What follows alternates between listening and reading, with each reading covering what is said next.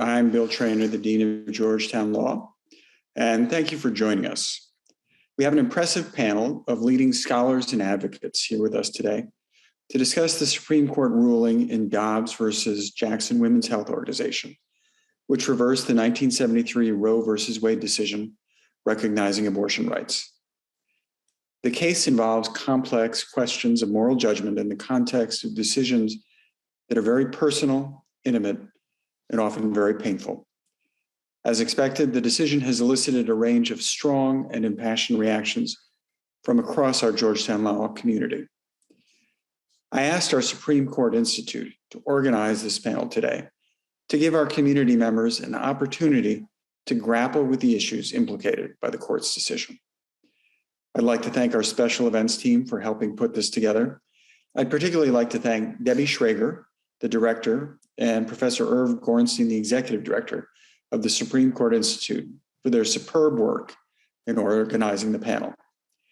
Professor Gorenstein will also be leading this conversation as our moderator. He is the executive director of the Supreme Court Institute and a professor from practice at the Law Center. He's argued 38 cases in the Supreme Court and more than 30 cases in courts of appeals. And he's been recognized as one of the leading appellate lawyers by Chambers USA. So let me turn the discussion over to Professor Gorenstein. Thank you.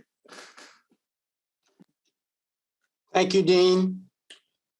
As the Dean has said, today we're going to discuss the Dobbs decision and its implications.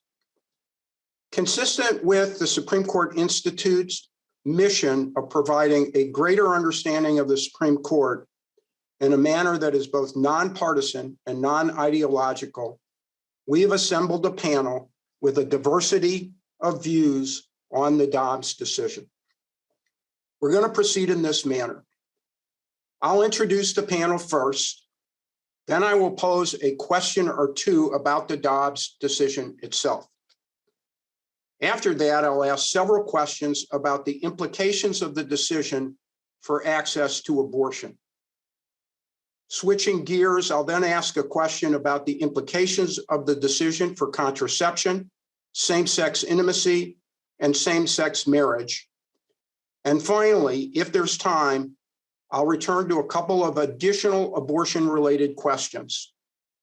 Almost all the questions I'm going to ask track questions our students have asked us to discuss. So let me begin by introducing the panel in alphabetical order. John Bursch is a senior counsel and vice president of appellate advocacy at the Alliance Defending Freedom. His work there focuses on religious liberty, freedom of speech, and issues related to marriage and family. He also maintains his own private practice. John has argued 12 cases in the Supreme Court and has previously served as a Solicitor General for the state of Michigan. David Cole is the National Legal Director of the American Civil Liberties Union. At ACLU, David directs a program that includes approximately 1,400 lawsuits on civil liberties issues. He's litigated many cases at the Supreme Court and argued 7. David is on leave from Georgetown Law, where he is the Honorable George J. Mitchell Professor in Law and Public Policy.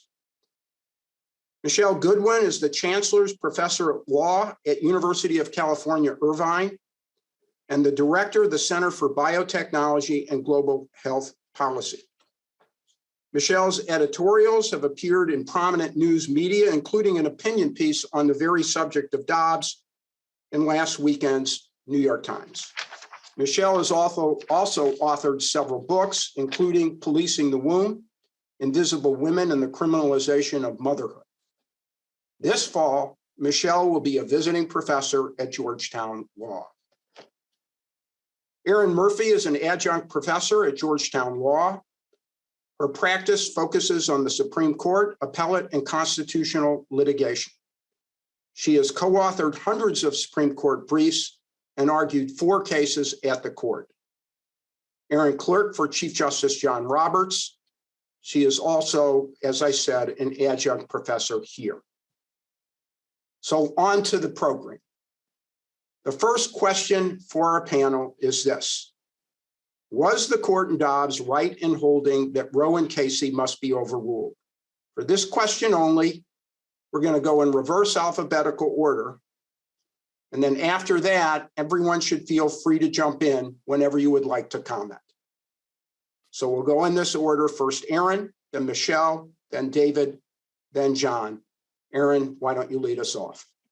Great, thank you. And before I do, I just want to say, thank you to Georgetown. Thank you to Irv for putting this together. Thanks to everybody on the panel for doing this. I know this is, a very difficult issue for everybody wherever you are on all sides of this matter or on the spectrum. And I think it's just critical to be able to come together and have conversations, respectful conversations with people with different perspectives. And I hope that we can spend the next hour and a half giving you, a real diversity of views and how to think about all of this. To start with the question that you asked, Irv, I mean, I think it's helpful to really think about, there's sort of three questions embedded in thinking about how you think about whether the court was right here. The first question is really the pure legal question of is the court right as sort of just as a matter of first principles about the question of whether the Constitution protects a right to obtain an abortion. And on that question, I think, if you take at all seriously the test that the court has applied in the context of understanding the liberty interest in protected by the 14th Amendment, which is asking whether a right is deeply rooted in the nation's history and tradition and implicit in the concept of ordered liberty, I don't think it's really that close of a call. I think even the dissent agreed that if you have a test that is focused on asking, is this a right that would have been understood by the people at the time of the 14th Amendment to be implicit in a concept of ordered liberty, the answer is pretty clearly no. The majority opinion, Justice Alito's opinion, walks through in great detail the history of this. And while there's some quibbling at the margins about exactly what was prohibited when and exactly what was permitted when, there's really not much debate to be had as a historical matter about whether this is a right that would have been recognized at the time as something that was not just permissible but a right. And I think when you look at the dissent's opinion, opinion here, it's really focused less on taking issue with that analysis than taking issue with two things. One being the fidelity or perceived fidelity of the members of the majority to that principle across a broader context. And the other being whether that really is the right historical, the right mode of constitutional analysis. As for the fidelity issue, whatever you think of that critique, to me, that's a critique of the members of the court, not a critique of the mode of analysis. So I think that the ultimate question comes down to whether you think that's the right mode of constitutional analysis when it comes to understanding principles like the understanding of liberty in the 14th Amendment.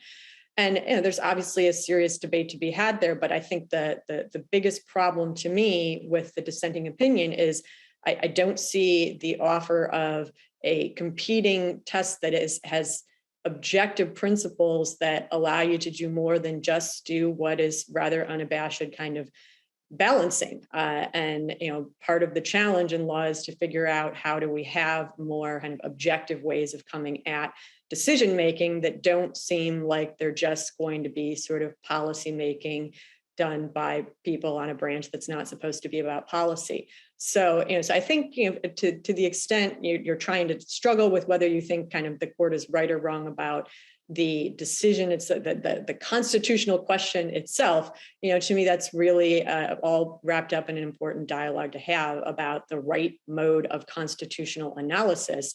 But to shift constitutional analysis entirely to reach a different result here would have itself required, really abandoning quite a bit of precedent the court has when it comes to interpreting the 14th Amendment.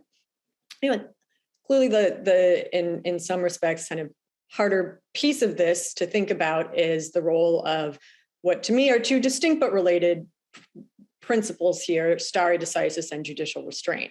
And whether you think of judicial restraint as kind of part of stare decisis analysis, or you think of stare decisis analysis as part of judicial restraint. I think what makes that piece of it all harder is it's inherently more discretionary. There's more discretion built into thinking about that. And, I don't think anybody could tell you that there's like kind of an objectively right or wrong way to think about those principles. But here, if you kind of walk through the court's traditional principles it thinks about in stare decisis, there's a very strong case here that you have decisions that just kind of don't satisfy the criteria for keeping them in place, even when they are found to be egregiously wrong as a matter of first principles. It's interesting to me that the Chief Justice's concurring opinion, I don't take the Chief Justice to actually take issue with the majority's application of stare decisis or really to say anything about the merits. And I think there's a reason the Chief Justice doesn't take issue with stare decisis, because he is agreeing that these decisions should be overruled in part, at least as to the vitality test. So the viability test. So, I think a lot of it then comes down to that last piece of it, which is what is sort of the role of judicial restraint here. And as a former chief clerk, I can certainly, understand the importance of thinking about judicial restraint when in the context of a decision that's been in the books for quite some time and that has been reaffirmed in past decisions. On the flip side, some of the difficult dynamics here are, what do you do as a court when the parties on both sides, not just petitioner side, have gone out of their way to present the court with an all or nothing choice and to say, if you try to be minimalist here, we both assure you we're going to be right back here before you in short order. And indeed, that happened in the course of this term, even as this case was pending before the court. And I think all of that, makes it difficult to kind of be able to proceed with understanding judicial restraint as a real ability to kind of kick the can down the road at all, or to try to say, we'll deal with this in a more limited way for now, and take the next case when the next case comes with us. So the thing that I would just encourage all of our audience to do, and especially the students, as you're thinking about this and over time, as you have more time to reflect on it, I think the important hard questions to ask yourself are, if I think the decision is wrong or right as a matter of stare decisis and judicial restraint, why do I think that? Would I think the same thing if this were a decision that was overruling Heller, or a decision that was holding the death penalty unconstitutional? And our job as lawyers is to try very hard to figure out how we can at least endeavor to apply those principles in a neutral way, where we can really think about, is there a component to this that is separate from our view about whether a decision is right or wrong on the merits, and is separate from our view about whether a decision is right or wrong as a policy matter. And it's challenging, especially when it comes to discretionary doctrines like that. But I really, that is what it means to be a lawyer. And take the time when you're ready to process it a little bit that way, and really put that challenge to yourself. Michelle? Irv, thank you for coordinating this important conversation in the wake of Dobbs. Let me briefly make 3 points. Maybe they won't be so brief. To root this in thinking about the challenge that the Supreme Court has placed with us all in this term, which is to understand history. So what does this decision mean in terms of a historical arc? And then secondly, what does it mean in terms of a moral and ethical question, which is also an important principle to be considered by the court? And then finally, something that the court leaves as a challenge for those who may not find favor with this decision, and that is voting. And so the first is history. The court dismisses or selectively engages in the history that it wants, opportunistically. And if we were to actually think about originalism and textualism within the context of the Constitution, that could help guide the Supreme Court on this question as to whether an individual may be subjected to bodily involuntary servitude, well, that really is answered by the 13th Amendment. The suggestion that there are framers who never considered involuntary servitude of the body is ludicrous. The very idea that the framers never thought about involuntary servitude with regard to reproduction is very clear. There are people who may be ignorant of it or who really didn't have the opportunity to study it in depth in law school, or perhaps didn't after law school. But it is not unclear that as the framers of the 13th Amendment were engaged in debate about the 13th Amendment, they, one, weren't looking to only free Black men. They were looking to also free Black women from the vestiges and the bondages of enslavement in the United States. And if we look at what exactly that represented in a clear-eyed way, then we'd understand from the record of the debate, from the writings of the individuals who were the framers, from the writings of abolitionists, from the writings of individuals who actually supported the institution of slavery. We understand then that there was involuntary reproductive servitude that Black women were being saddled with. And in the abolition of slavery and involuntary servitude, it included that. It was clearly not just about picking cotton in the fields, but it also related to the full scope of what Black women had also experienced. Senator Charles Sumner was nearly beaten to death in the halls of Congress 2 days after giving a speech that related to this involuntary servitude that Black women were subjected to, these rapes and whatnot. The New York Times carried stories about this in the 1800s. In the 1600s, some of the earliest laws in the United States made clear that on the question of whether a child born of a union, and clearly not a marriage union, but a union of rape and sexual assault, whereby it's a Black woman and a white man, that child will inherit the status of its mother. That was part of the chain of slavery, the ideology and the principles behind it. So does this decision get that history right? Well, it doesn't within the context of the 13th Amendment or even the 14th Amendment itself. It's worth noting, and there are those who can breeze by it, that the first sentence of the 14th Amendment relates to individuals born in the United States as taking on citizenship. This related to the fact that children born of Black women were denied citizenship, and that even after the 13th Amendment, there was still a struggle that Black women had that related to their privacy, family making, and freedom, because their children were being taken away from them under the guise of these kind of traineeships. But I think it's worth noting that we don't have to root these questions in that history that far along, though we could, and we should know that history. But I think it's a mistake to think about Roe as being just about 1973 and not in conversation with Skinner v. Oklahoma in 1942, where the United States Supreme Court uses the language of human rights and civil rights to describe exactly what is at stake when a state seeks to intervene with an individual's ability to be able to determine their own reproductive future. So these questions are not just around Roe as if plucked from thin air in 1973, but they actually have legacy.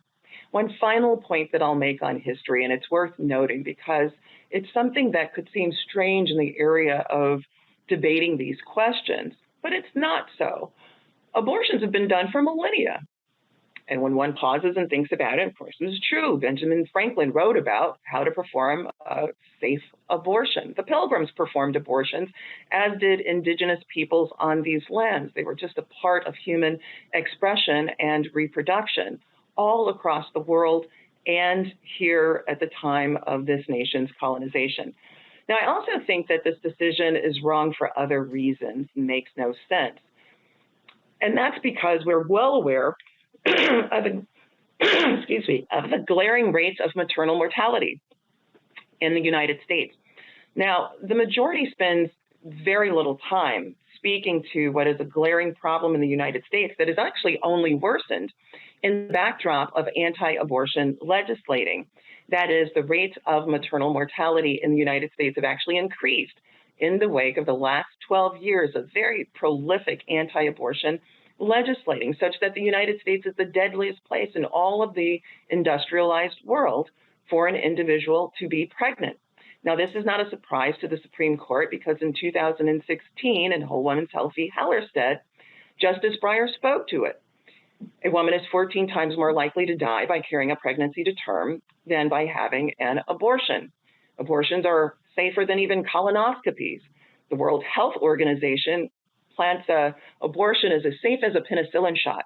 But when you think about the gravity of the deaths that already occur and will occur in the wake of the Supreme Court sanctioning laws like that in Mississippi and others, where 26 states, there will be trigger bans that will deny abortion outright, or to some significant degree, there is life and death that is at stake.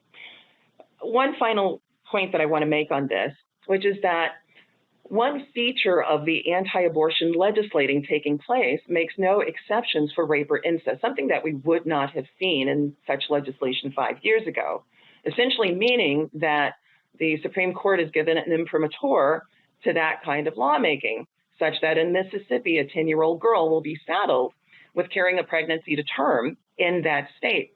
But notably, we don't send men to war, even for the protection of our country anymore. We've gotten rid of a draft. We've decided that a legislature may not force a boy, a man, to go into battle someplace else to save people in the United States. They can't do that under the urging of a legislature. And yet this is what we have taking place in this country. And 10, 11, 12-year-old girls will be saddled with that. But one final point, and that is Justice Alito has suggested, along with the majority, that these issues can be resolved through the political process, and that those who are dissatisfied with rulings such as this can take it to the ballot. Well, there's a cruelty behind this, because this is a Supreme Court that has dismantled key provisions of the 1965 Voting Rights Act. So where are Black women to take this? In Mississippi, 80% of the cardiac deaths due to pregnancy occur to Black women. Black women are 118 times more likely to die by carrying a pregnancy to term in Mississippi. But Mississippi is well practiced in the denial of voting rights, such that just over a generation ago, Black people were subjected to having to guess how many bubbles on a bar of soap to vote, how many jelly beans in a jar in order to vote. The idea that democracy will solve this problem for the women in Mississippi is a cruel joke. It's unfortunate. And I think if we don't level set in ways that are clear and direct, then we miss the point of all of this. And thank you so much, Irv, for having me. Thank you, Michelle. David. Yes, echo the thanks to Irv and Georgetown for putting together this panel with diverse views on this subject. I don't think anyone will be surprised to know that I think this decision is, I guess you might call it, egregiously wrong. I think that in the course of history, the Dobbs decision will be seen, along with Plessy and Lochner, as one of the great mistakes that the court has ever made. And why do I say that? Well, first, this is the first time that the court has wholesale eliminated a constitutional right central to the equal status of half the nation. That is a remarkable thing to do. It has never been done before. Yes, the court has sometimes overruled precedent, but virtually always to expand rights, not to take them away. You know, the closest example one can point to is West Coast Hotel versus Parrish, where the court overruled Lochner, which you could say took away the rights of business owners to exploit workers and consumers. But what it really did, expand the rights of workers, millions of workers and consumers against big business. But that's the only one that's even close to this decision in terms of eliminating wholesale a constitutional right, and one that is, as I say, central to the equal status of half of the nation. So that's a remarkable thing. It's also remarkable that it was done when it was done. President Trump appointed 3 justices to the court. He had a litmus test. He would only appoint justices who would overturn Roe versus Wade. He got them on the court by hook or crook, and they turned around and, having the votes, overturned Roe versus Wade. It just underscoring the politicization of the court in ways that I think will hurt its institutional legitimacy for decades to come. Now, taking the majority on its sort of rationale, let me just turn to essentially two arguments that it makes. The first argument it makes is that that Roe itself was egregiously wrong. And why was Roe egregiously wrong? Well, Aaron has suggested it was wrong because at the time that the 14th Amendment was adopted, there wasn't a right to abortion recognized. And in fact, abortion was illegal in a lot of places.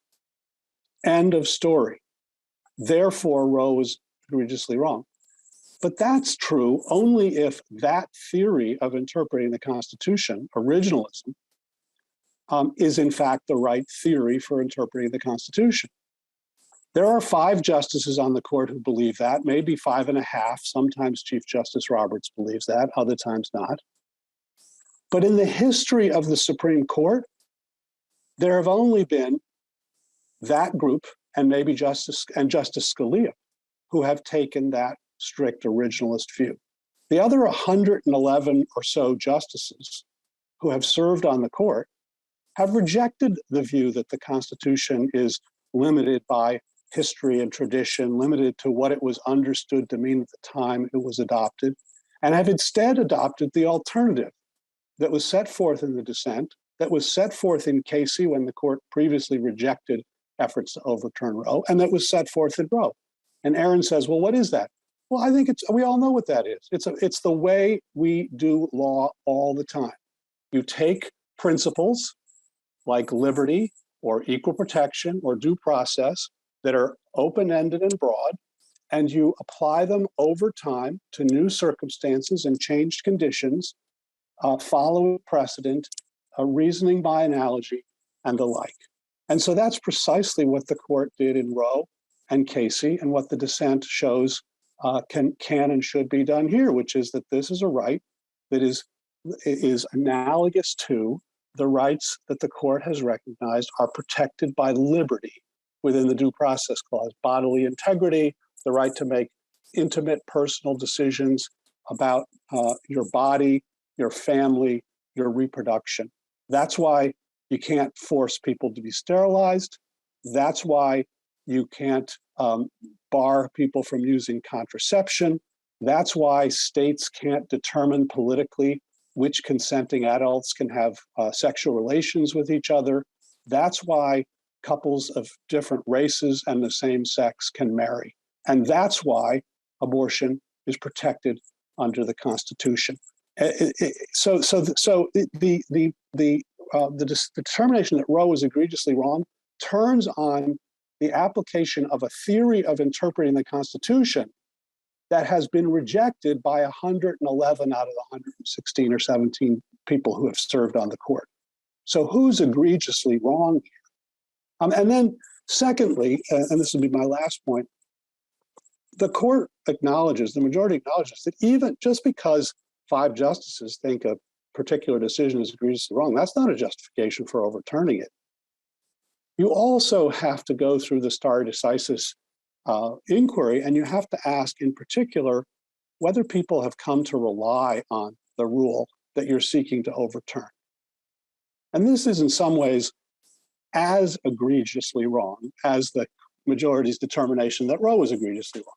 And that is the claim that there's no real reliance interest here. Justice Alito says, well, this isn't a contract or a property right, and therefore there's no reliance interest here.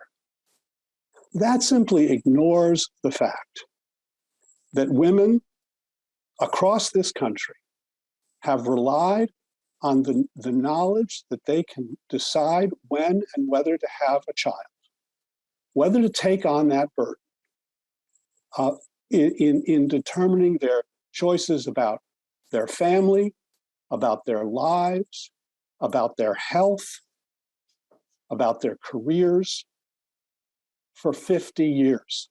Every woman of childbearing age has relied on that right. 25% of American women have exercised that right. And I think it's fair to say that there is no right more central to the equal status of women than the right to control their own body and control their reproductive choices. And the majority simply gives the back of a hand to that right while using the power of 5 to overturn a decision and, for the first time in this nation's history, eliminate a constitutional right central to the equal status of half of the nation. So yes, I think the decision was wrong.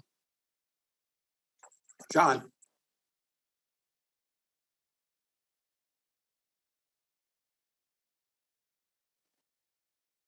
There we go. I also want to thank Georgetown Law School, the Supreme Court Institute, and Professor Gorenstein for this dialogue.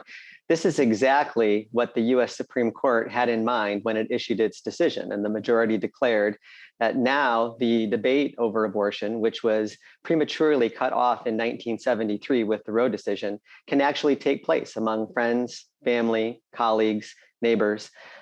This is exactly what the Supreme Court envisioned, and so I welcome this dialogue. I could probably spend the next hour discussing everything that's been touched on so far, but I'll try to keep my remarks much briefer than that. I do want to start with the first principle of how the court should be interpreting the Constitution. And I'm not sure that David's history is exactly right about textualist, originalist justices, but I want to focus not on the numbers, but instead on the philosophy itself, because textualism, originalism is a philosophy that applies not only to the Constitution, but to statutes and to contracts. And to put this in simple terms, I'll use a law school hypothetical. So say I'm a second-year law school student and I enter into a contract with Professor Gorenstein. I'm going to lease his car for the next 5 years, and I'm going to pay a certain amount each year. And at the end of that 5 years, I'm going to have an option to purchase that car for a set amount. Well, COVID happens, the Biden administration happens, and you have massive inflation. So after 5 years go by, that car actually has a value 3 times what it was at the time that we agreed to that contract. Now, you could interpret that contract using principles of fairness and due process and the sweep or arc of history, or all these other wonderful principles that you hear for those who support the dissenters in the Dobbs case. But none of those would relieve the parties of their responsibility to perform the promise as anyone would have understood that writing at the time that the lease contract was entered into. It would not be fair to the law student to change the terms. Now, when you're talking about a constitution, it's far more serious than just renting a car with an option to purchase, because you're talking about a democratic document that was assented to by the majority of the American people, that has mechanisms for amendment.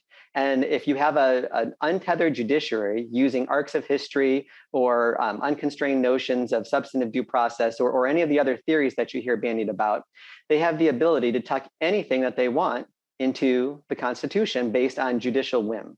Why is that a problem? Well, it's anti-democratic. There were numerous cases over the years that the majority of the American people would be unhappy about.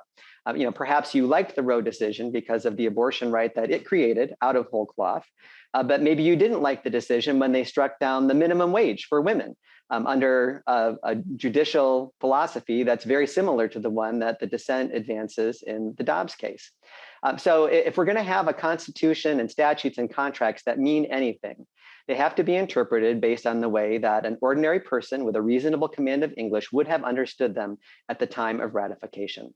So where does that leave us in Dobbs? Well, in 1868 and right up until just a year or two before the Roe decision in 1973, there was not a single person in the United States who would have thought that the 14th Amendment created a right to abortion. It didn't exist.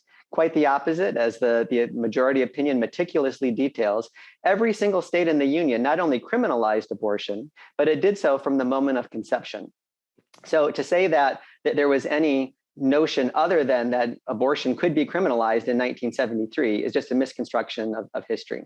And with all due respect to Professor Goodwin, none of the parties offered a 13th Amendment argument in this case, and for good reason, because even if you look at the history of the 13th Amendment, it did not provide a contra understanding of the 14th Amendment, that somehow the 13th Amendment authorized abortion writ large in the face of all 50 states criminalizing it. It just didn't exist.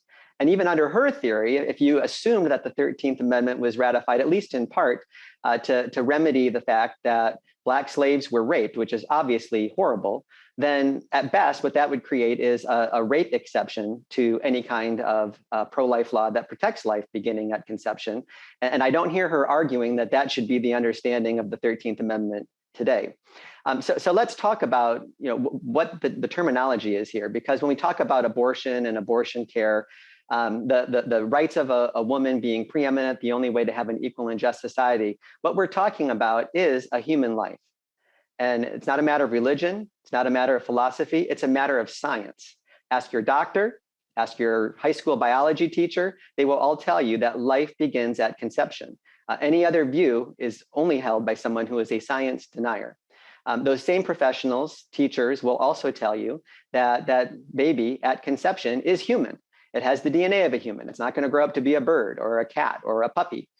You're talking about a human life. And so what Roe did is it cut off prematurely this conversation and resulted in the death of 63 million human persons. So we're not talking about involuntary slavery. What we're talking about are very difficult policy questions when you're talking about the rights of someone to do whatever they want with their body and the rights of another living human being. And unsurprisingly, people have very different views about that construct. Now, assuming that the court's originalist interpretation was correct, as Aaron mentioned, there's this second question of whether stare decisis should have prevented the court from going back and fixing an egregious mistake. And I think this is one area where the mistake was so egregious, it had to be corrected. In Roe itself, the court couldn't even find the right to abortion in the Constitution. It simply named a number of different provisions and said somewhere in the penumbra, there must be a privacy right that includes the right to take the life of an unborn child. Even pro-choice advocates writing in the aftermath of that decision, constitutional scholars, academics, commentators, did not support the basis for that. They all recognized that it was an unconstitutional decision. The justices were simply making something up. So you fast forward to 1992, Planned Parenthood versus Casey. The court tried a little bit harder. It pointed to the 14th Amendment and the Due Process Clause. But what did the 14th Amendment Due Process Clause mean at the time of ratification? I mean, not only do we know that every state had criminal abortion laws on the books then, so it clearly didn't include an abortion right, but the common understanding at the time of ratification was that it would provide the process that was due. If someone was taking your property or infringing on your rights through an administrative agency action, you would have an impartial adjudicator and a hearing and all the bells and whistles that go through that. There was no notion of a substantive due process right that allowed the court to simply make up whatever rights it wanted and put them in there. Again, those are the kinds of jurisprudential philosophies that allow other courts to get rid of minimum wage. There are going to be decisions that you like and you don't like, but it's going to be a political decision where the court itself is crafting the legislation. And there's no better example of that than Roe. The entire opinion reads like a statute. It divides up pregnancy into 3 trimesters, and it says what things can happen in some trimesters and not others. The court was engaged in pure legislating. And so it shouldn't matter that the court affirmed that case narrowly on stare decisis grounds in 1992 without re-examining the roots of the merits of the decision. Just look at Plessy. And I would say that history will show that Dobbs is not the Plessy of our time, but that Roe was the Plessy of our time, resulting in 63 million deaths of innocent unborn children. But going back to this, this notion of Plessy, if Plessy had been reaffirmed 5 years later, and then 3 years after that, and then 8 years after that, and 10 more times, it still would have been wrong for the US Supreme Court in Brown versus Board not to overturn it. Layering mistake upon mistake upon mistake that has no basis in the Constitution is something that must be corrected. This is the kind of egregious error that Justice Alito's majority opinion talks about. We have a lot of respect for stare decisis. At the same time, the majority opinion recognizes that every justice on this court has voted to overturn precedent at certain times. I think the court was very clear to separate the right to abortion, which again involves the taking of another human life, from any other right that's ever been recognized under the 14th Amendment Due Process Clause. But if you correctly apply an originalist understanding of the Constitution and any fair notion of stare decisis, the court got it exactly right. And it would have been illegitimate for the court to do anything else. So at this point, anybody should be free to jump in for further conversation on this issue and include within that discussion something that's been touched on by a couple of our panelists, is the extent to which the decision raises questions about the court's legitimacy, but also feel free to discuss anything else that you want to address from what any other panelist has said. So whoever would like to jump in, just jump in. I'd like to start with just a little bit of Sure. additional clarity that perhaps helps us to understand how abortion became criminalized in the United States, because it was at a time leading up to the Civil War. The doctors who were involved in this, Horatio Storer, Joseph DeLee, were part of a new group that were coming into the practice of obstetrics and gynecology. It was a new profession. It was not something that had existed for centuries before, millennia. And when you think about it, that makes sense. There were no guys roaming around Asia, Africa, Europe with lab coats and stethoscopes.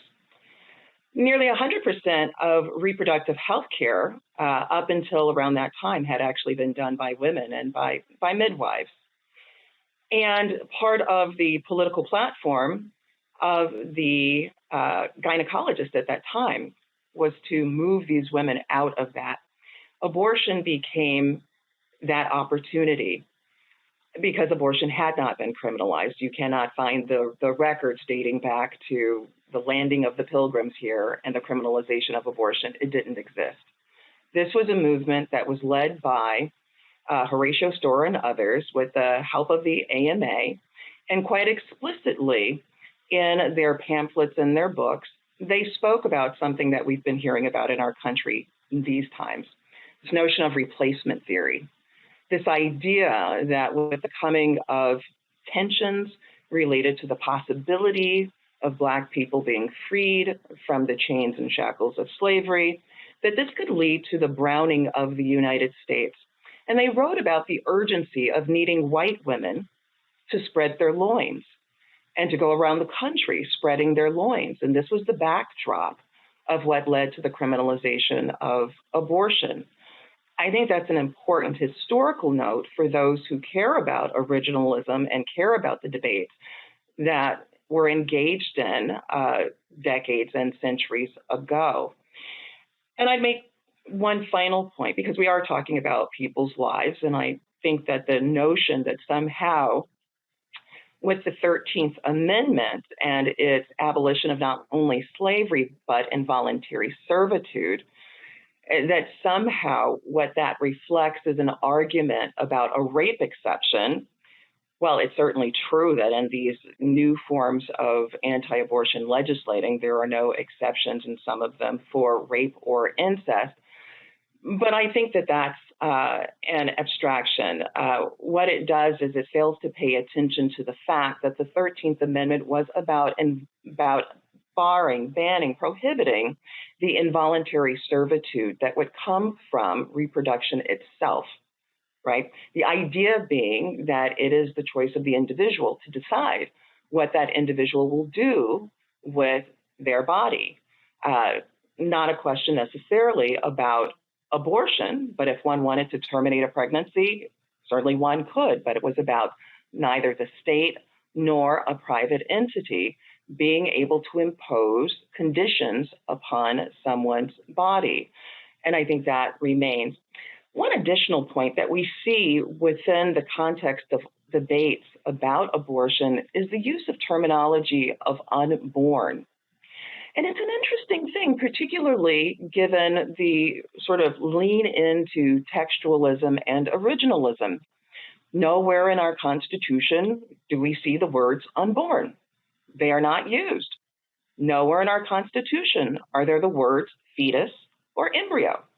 But what we do have in the first sentence of the 14th Amendment is the reference to individuals that are born as being protected and citizens of the United States.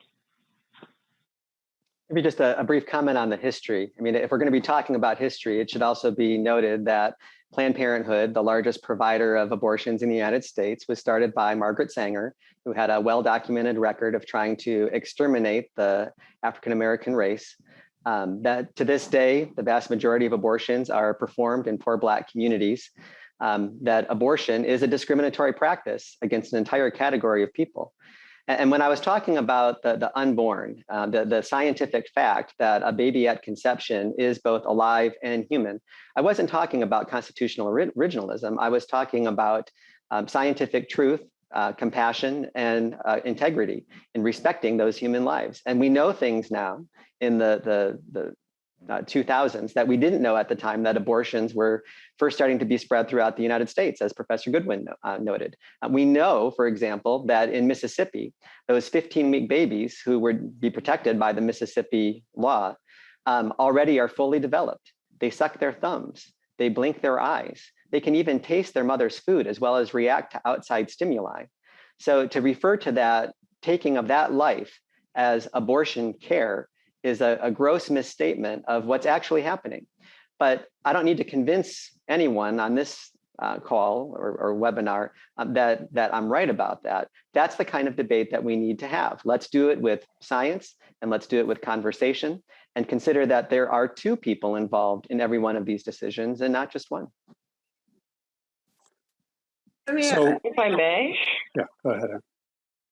if I may, there's. If I could jump in with a couple thoughts. Let's let people who haven't gone twice jump in. So Aaron, go ahead, and then David. I'd just like to offer a quick response to something that David said. I said a few times that there's no right more central to the equal status of a woman.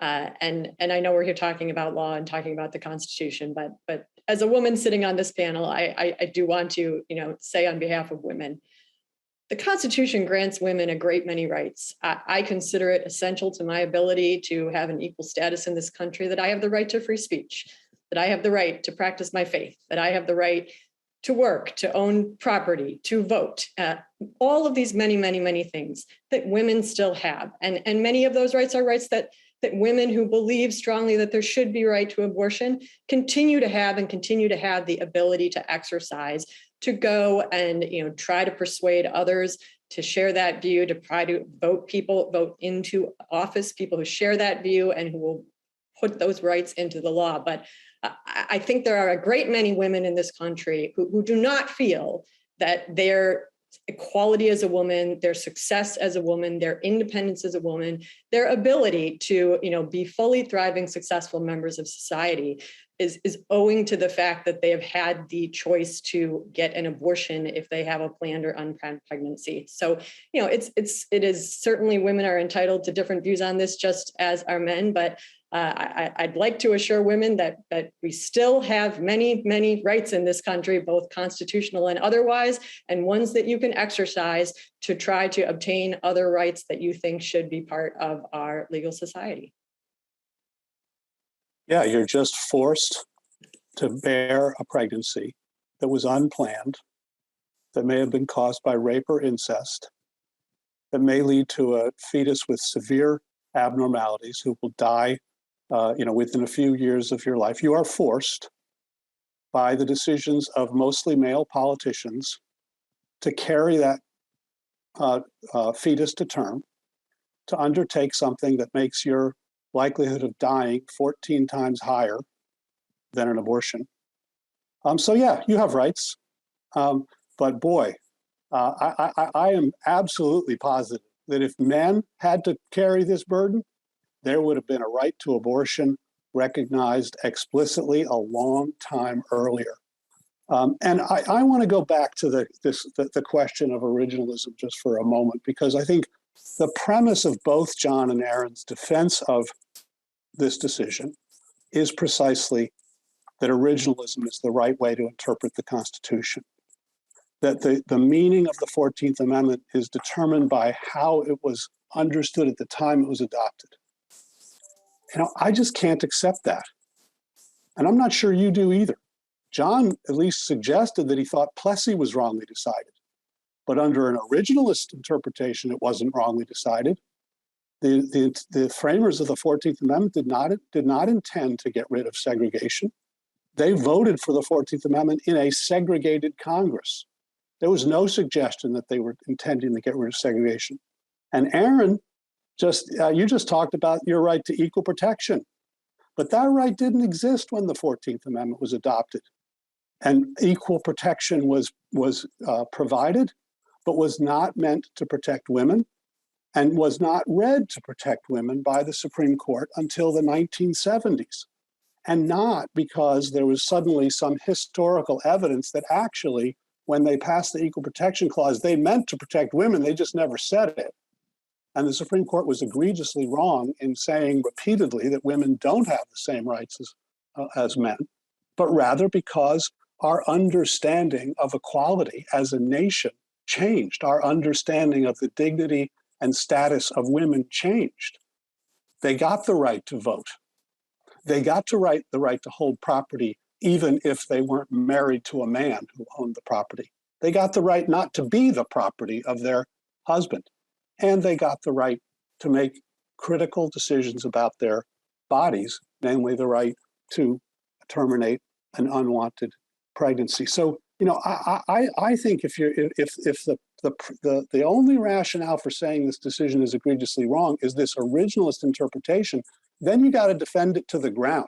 And you got to say, I want a constitution that denies women equal rights, that says segregation is lawful, that says there's no right to contraception for married couples or otherwise, that says Black and white people can't get married and same-sex people can't get married. And if you're willing to say all that, well, then maybe you're an originalist. But if you're not, then I think what you're doing is you're using originalism to further your own personal preferences, not holding consistently to that norm in situations where you know you couldn't stomach the results. And I think that suggests that actually the 111 justices who have rejected originalism were right, and the 5.5 on the court now who seem to think it's the right way to go are egregiously wrong.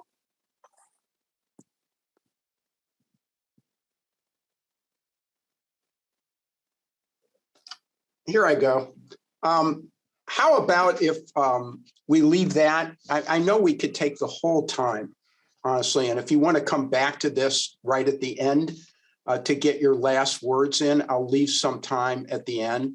But I really do want to move the program forward to examine some of the implications of this decision at this point, if that's okay with everyone. So let's move to our first set of questions about the abortion-related implications of the Dobbs decision. First, can states where abortion is illegal prohibit a woman seeking an abortion from traveling to another state to get one? Now, Justice Kavanaugh, in his concurring opinion, said no, it would violate the constitutional right to travel. Now, given that Justice Kavanaugh is now viewed by many as the median justice, does his view effectively dispose of that issue? And even if it does that necessarily mean that states would lack power to prohibit in-state clinics from counseling pregnant women about their out-of-state abortion options, or in-state employers for providing traveling money, as many employers, or at least some employers, have said they will do? So anybody who wants to jump in on that question, please do so.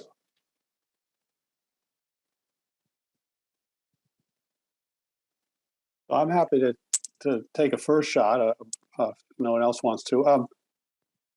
You know, I'm glad that Justice Kavanaugh said that. I think there are some very strong arguments that a state cannot seek to ban its residents from engaging in legal conduct in other states. You know, Illinois can't ban someone from going to Colorado to smoke marijuana, or from going to, you know, Nevada to engage in prostitution, or to go to some state that allows gambling if Illinois doesn't allow gambling. And I think that's both a right to travel principle, and it's also a kind of state sovereignty principle. It's a dormant commerce clause principle. It's you know, it would be a chaotic if you know, what you could do in Colorado with respect to marijuana was determined by 50 different states' laws. So I do think that there are real restrictions, real limits on the ability of states to try to control what happens outside. Counseling in-state for something that is legal outside and that you can't make illegal outside. I also think it would be protected under the First Amendment. Supporting someone to travel to another state to engage in conduct that is legal to engage in. If you can't prohibit the conduct and you can't prohibit the travel, then I don't see how you could prohibit the helping someone do something that is lawful and constitutionally protected. So, I hope Justice Kavanaugh is right. I do think there will be states that will try to, extraterritorialize their prohibitions, and these will be some of the sort of cutting edge questions going forward. But I actually think that in some ways the acceptability, if it's acceptable at all, of the notion that there's not a right to abortion, and I don't think it's acceptable morally or legally or in any way. But if it's to be politically acceptable at all, it's going to depend on there being substantial safety valves for people to continue to get abortions. Because as Michelle said, people have been getting abortions for millennia.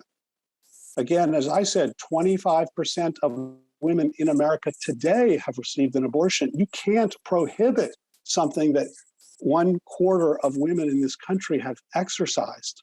You just can't. You can't prohibit that. It's not sustainable. And the only way it's politically sustainable, and I don't think it may not be politically sustainable at all, but the only way is if there are safety valves so that the children of powerful people can still get their abortions, even if they're in Mississippi or Texas by traveling elsewhere. So, we'll see how aggressive the states are, but I think there are significant both political constraints and legal constraints on states seeking to extraterritorialize their prohibitions. I will jump in after David. Thank you so much for that, David. What you've articulated is a judicial interpretation that dates back to the 1800s, if not before, even before the Constitution that we now have, the Articles of Confederation, but dating to 1868 in Crandall v. Nevada, the court declared that freedom of movement is a fundamental right, and therefore states cannot inhibit people from leaving a state. The Supreme Court, over the arc of the last century, has reaffirmed this in U.S. v. Guest, that the freedom to travel throughout the United States has long been recognized as a basic right in the Constitution. The Supreme Court articulated in Sands v. Roe that at the heart of that right to travel lies at least 3 different components. Those components include the right of a citizen of one state to enter and leave another state, the right to be treated as a welcome visitor rather than an unfriendly alien, the use of the term that the court has there, and for those travelers who elect to become permanent residents, the right to be treated like other citizens in the state. So that's what we have in terms of how the Supreme Court has evaluated this question. But I think that there's something deeper that underlies why you asked it, and that's because states that have enacted abortion bans may be thinking about barring individuals from their state to travel elsewhere to obtain an abortion, or find ways to prohibit the receipt of things like abortion pills to be used in their states. Missouri State Representative Mary Elizabeth Coleman has proposed a measure that imposes liability on anyone who, quote, manufactures, distributes, transports, provides, or aids or abets the manufacture, distribution, transportation, or provision of abortion-inducing drugs. And one feature of the kind of legislation that we've seen emerging over the last decade, and particularly crafted in the last 5 years, are those that are duplicated in other states. So what we see coming from one state might very well be what we see being proposed in legislatures of other states.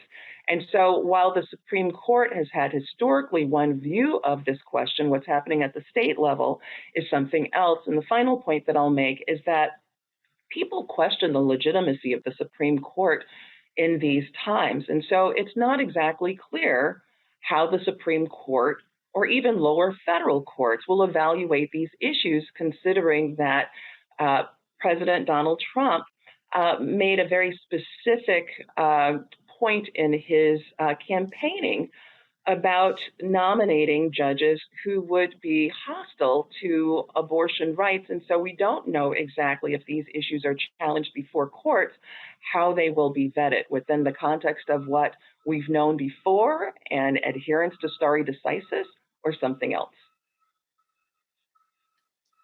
So I'll just offer a very brief thought. I'm not sure I have a radically different view of how some of these questions should come out under the question of under the right to travel and under restrictions on extraterritorial regulation. I would just say, I'm very heartened to hear that David and Michelle are now, strong advocates of those doctrines. I've been litigating for many years the importance of the right to travel and extraterritoriality in the context of things like efforts by states to restrict the Second Amendment rights of their citizens. So it will be very interesting to see, yet another issue on whether courts want to be completely, neutral across the board, depending on the right that they are confronting when it comes to efforts by states to interfere with exercise of that right across borders in other states. I'll add just a brief thought with maybe a slightly different perspective. I'm not aware that there are pro-life leaders out there who are militating to punish women for getting abortions either at home or in other states. Certainly the leadership at my organization does not. The vast majority of other pro-life organizations does not. I think the more interesting legal question is the aiding and abetting. Missouri has now passed a law involving someone who assists someone else in getting an abortion. And I kind of think about that as a thought experiment. I think, well, what if there was a mother who had a 2-year-old child and she wanted to travel to New York State so that the 2-year-old child could be murdered? Would the state where she lived have the ability to punish someone who encouraged her and organized that travel or even paid for the murder to take place? And you may say, well, that sounds like an extreme example, but New York, of course, is the place that allows abortion literally up until the minute that someone is giving birth. As long as the baby has not been born, that life can be taken. And so it's not that far-fetched to think about those two things the same way. And I think if the home state has the ability to punish an aiding and abetting crime for assisting in a 2-year-old's murder, then they certainly could in a full-term 9-month-old's murder. But I think that's a tough question, one not easily answered, and one that'll have to be litigated. Well, and it's one that, there's an obvious difference between a 2-year-old and a fetus. And the difference is illustrated by the fact that in every state, it's illegal to kill a 2-year-old.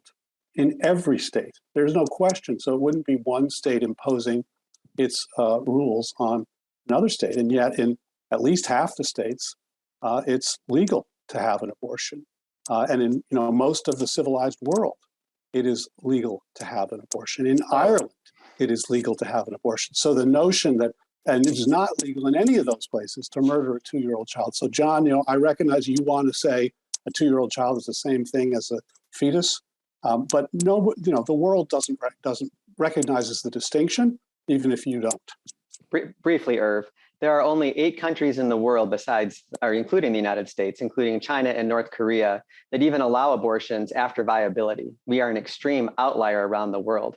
And I would love to sit down and have a coffee with you and have you explain to me how a 2-year-old is any different than an unborn child 1 minute before birth. If you can explain that to me, then we would have a wonderful conversation about this. Yeah, I don't know. I mean, I don't think that's a fair Why not? comparison. New York would allow that child's life to be taken. The right to abortion that has been recognized is not the right to abort a fetus up to the day that the fetus is born, but rather up to the point of viability and only after when the mother's life or health is in danger. And that is the same in virtually the rest of the world, the countries that we respect. They have a right to, women have a right to abortion up to a certain point. And then after that point, and that varies, sometimes it's 15 weeks, sometimes it's 20 weeks, sometimes it's somewhere in between. But after that point, they generally have the right to do so when their health or life is at issue. But you seem to think that this unborn child's right, as you put it, trumps necessarily the rights of the woman, even when the woman's health is at risk, even maybe when the woman's life is at risk, and certainly when the woman's equal status I as never a said part that, of this and I don't nation is advocate at for that, risk. David. Well, I've never advocated. I'm glad you don't. I'm glad you don't. So let's turn to another question outside the abortion context. What is the effect of this decision on contraception, same-sex intimacy, and same-sex marriage?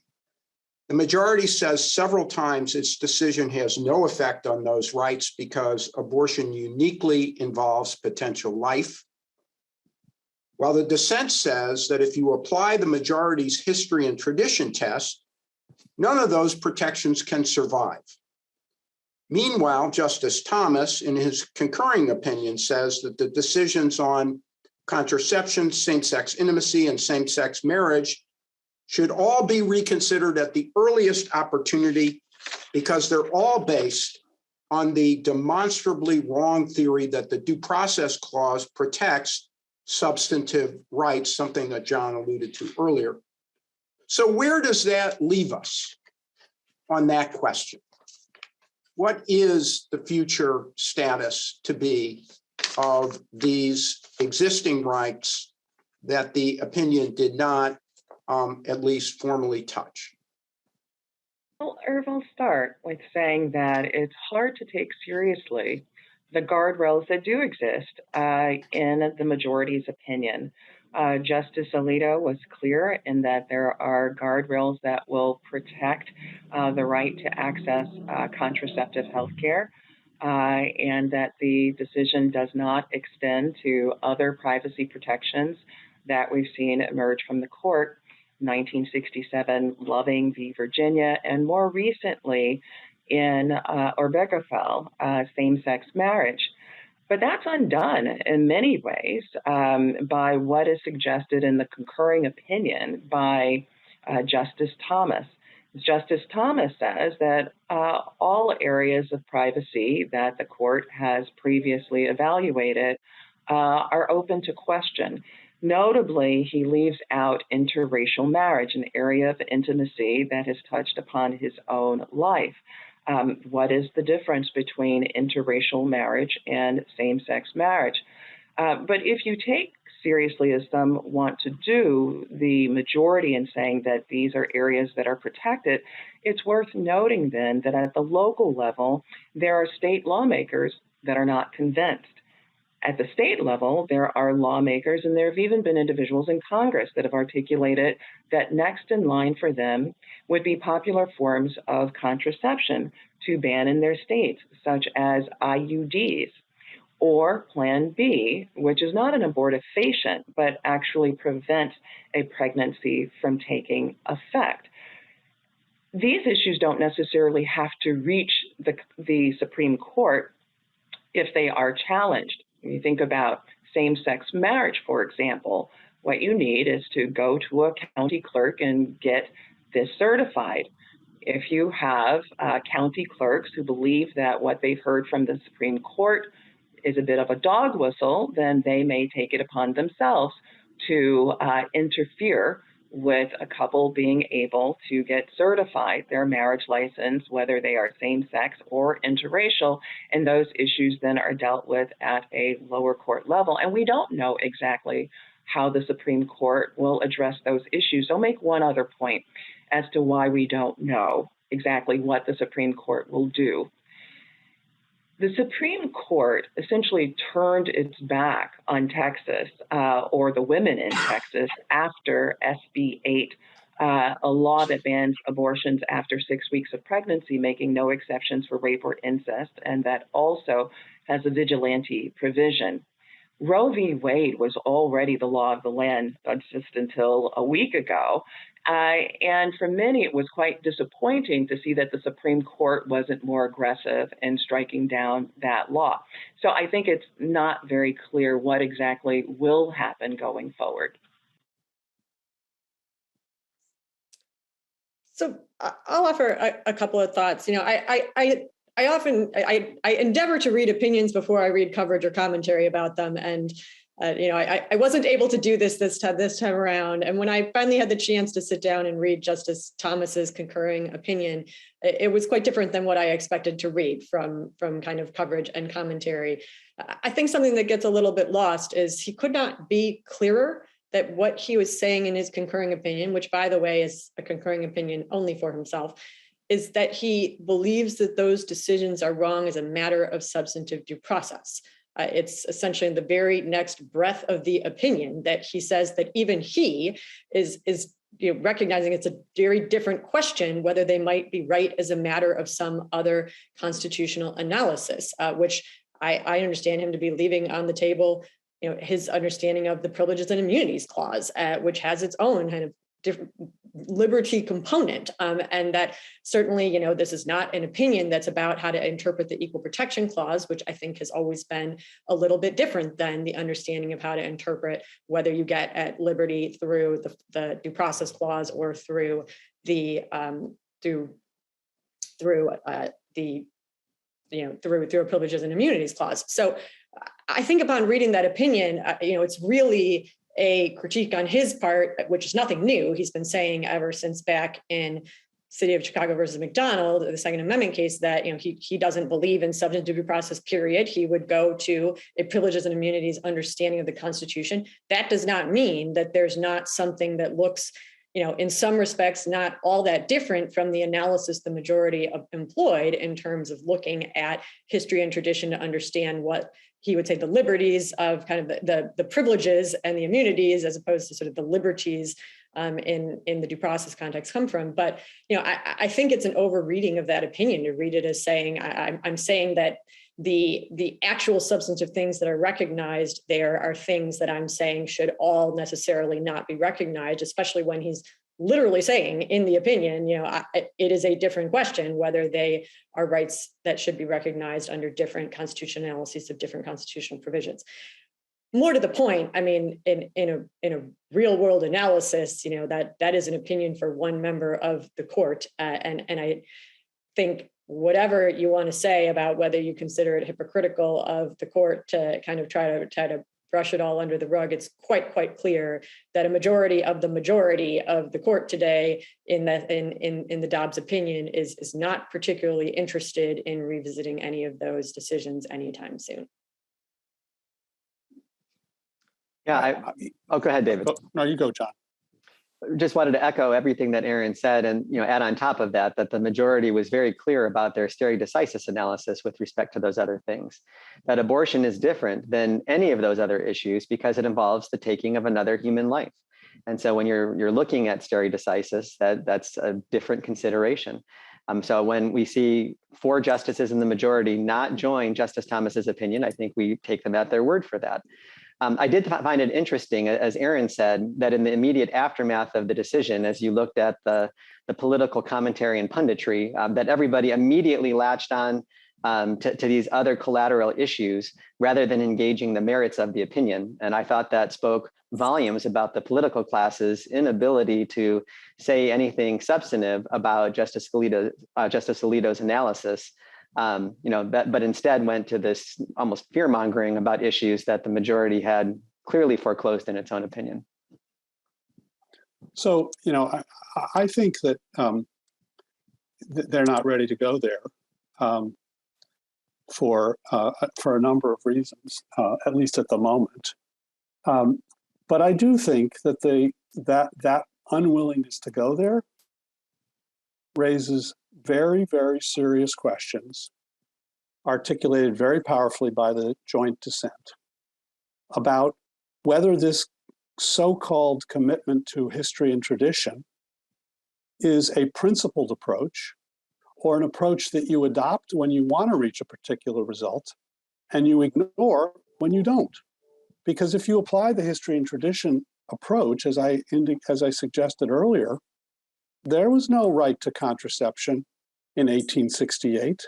There was no right not to be forcibly sterilized in 1868. There was no right to interracial marriage in 1868.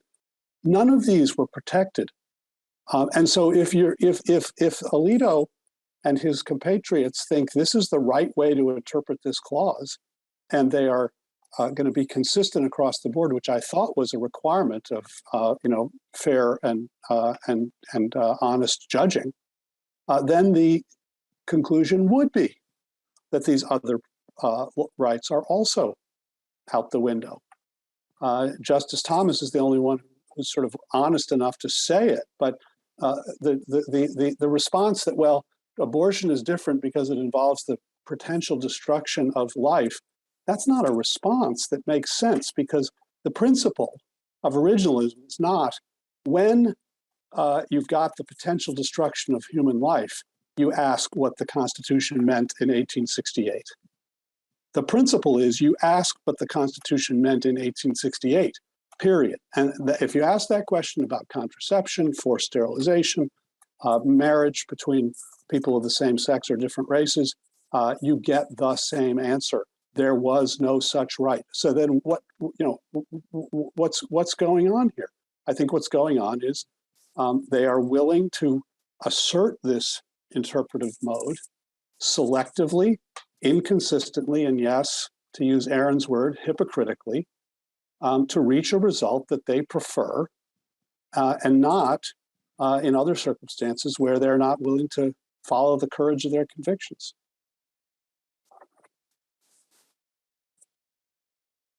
Okay, let's try to get to at least one more question. Democrats are saying they only need a couple of more senators to codify Roe into national law. House Republicans are proposing a nationwide prohibition on abortion after 15 weeks. Both of those efforts raise the question whether Congress has power to adopt a nationwide rule on abortion. Does it?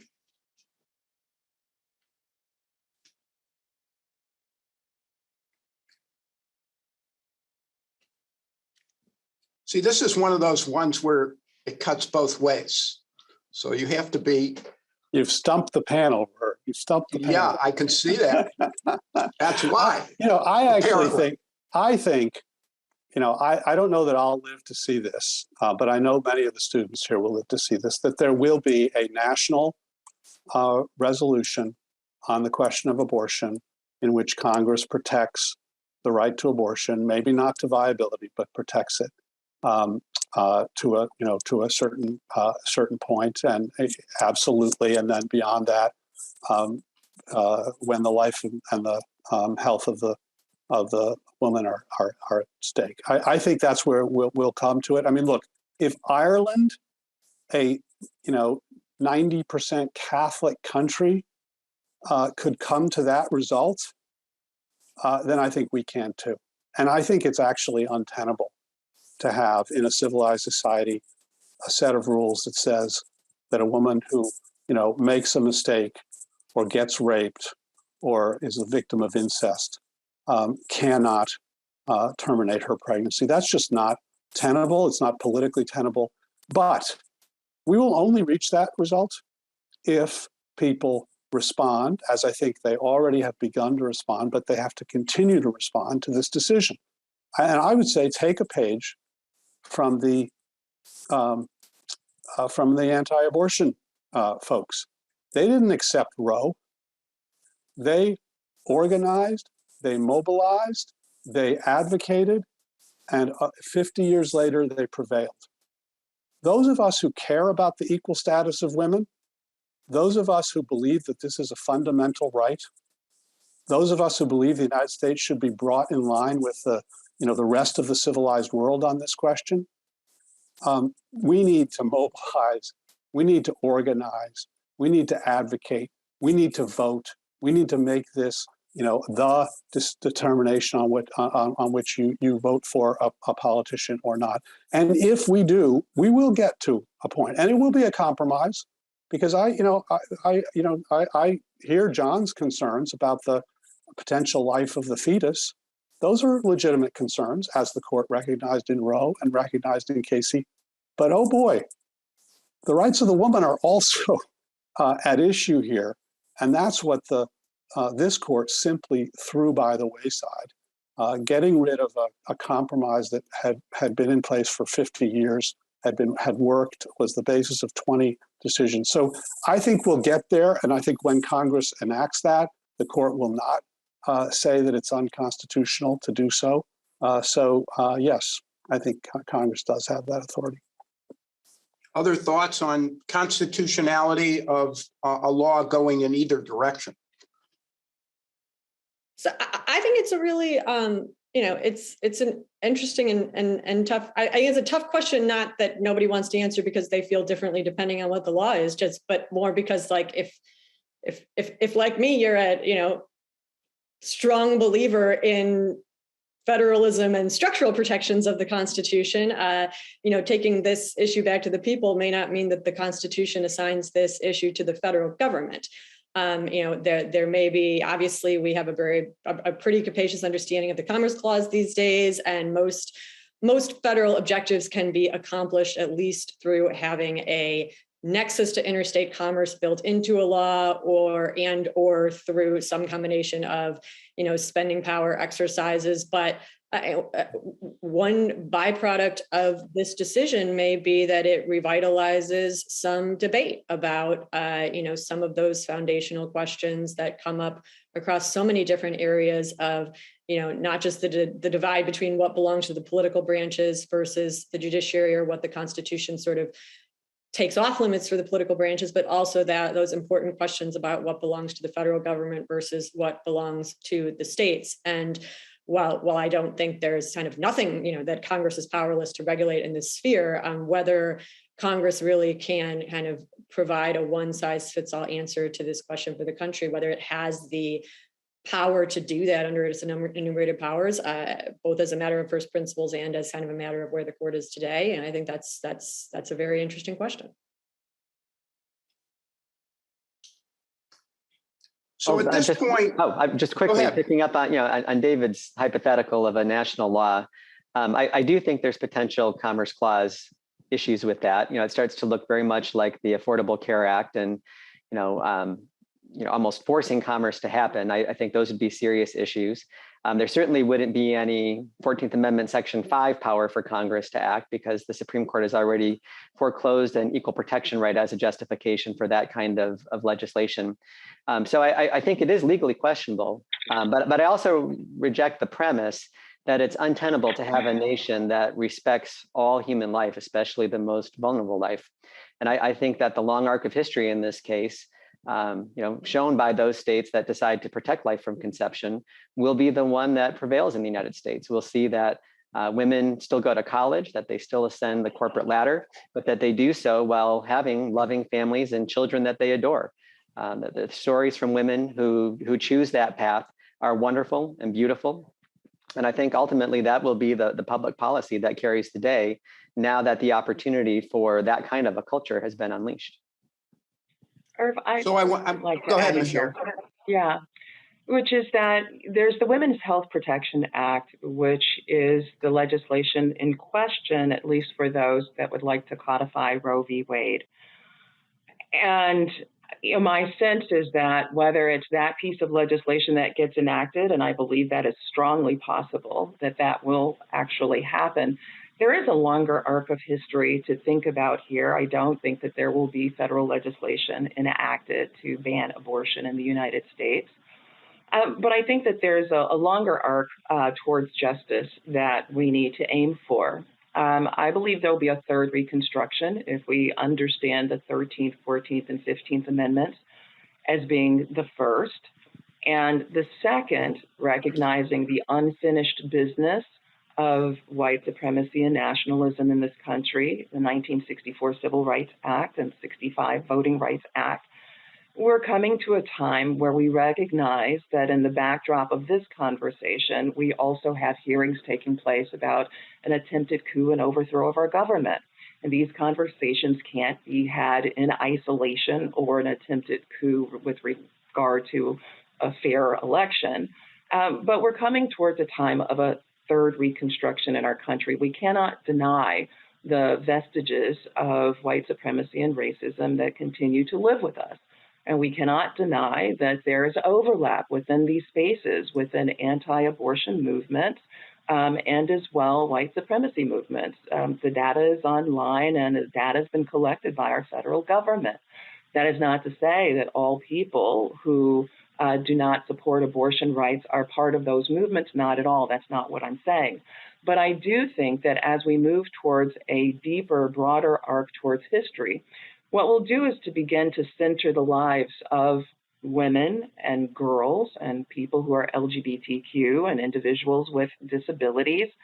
And we'll begin to have these conversations that take seriously the lives of Indigenous women and Black women and how they're affected by these matters. I mean, when one thinks about it, I've given a statistic during our time together today that a Black woman is 118 times more likely to die by carrying a pregnancy to term in Mississippi than by having an abortion. This should alarm us all. It should not be a matter that we just sweep by quickly. And I realize that something that I've heard quite often in conversations about this, they come back to Margaret Sanger, and they come back to this fascination about what Black women do sexually. There is so much obsession with Black women and their sexuality and whether they carry a pregnancy or have an abortion, but not as much obsession about their equality in society, their dignity in society, their ability to be able to exercise constitutional rights as other people do. Not concerned about their maternal mortality, not concerned about how their children are taken away from them, not concerned about how they are policed criminally or civilly in our society, not a concern that in the 1980s and 90s that Black women were being carried out of hospitals in shackles and chains and bloodied gowns or giving birth in prison toilets and concrete floors. What dignity is that? What dignity is that for the child to be born in? And so I think that if we are to take these questions seriously, that we vetted today and that will continue to be vetted, we have to take seriously the dignity of Black women. Now, one point on Margaret Sanger so that we get this right. I understand that Justice Thomas and Justice Alito have suggested that eugenics was about the evisceration of Black communities, ignoring the Supreme Court's own jurisprudence in 1927 with Buck v. Bell, which very clearly was a case that involved a young white girl who was going to be coercively sterilized and was in the state of Virginia. Yes, it was about race, but we must understand the white supremacy within whiteness and that the early efforts of eugenics were about poor white people. This is exactly what Justice Oliver Wendell Holmes said. Now, finally, if it will settle the point, was Margaret Sanger a racist? Oh my goodness, there were so many racists. Let's call her racist. And let's also remember at that time, in the 1910s, 20s, 30s, there were so many racists in this country, right? And so the fact that Margaret Sanger may have been one of them really doesn't tell us very much at all when we think about a nation that was deeply engaged in the lynching, the subordination, the Jim Crow, Jane Crow politics against Black people, resisting its own constitution, which made clear that Black people deserved equality under law. So I think we've arrived at the end point exactly. And I want to thank everybody for having participated in this. Thank you all so much. And I know we could go on for at least a couple of other hours, but here we must end. So thanks a lot. And thanks to our audience for being here. Thank you, Irv. Thank you, Irv. Thank you, everybody. Thank you, everyone. Good to be with you. Thanks a lot. Bye-bye.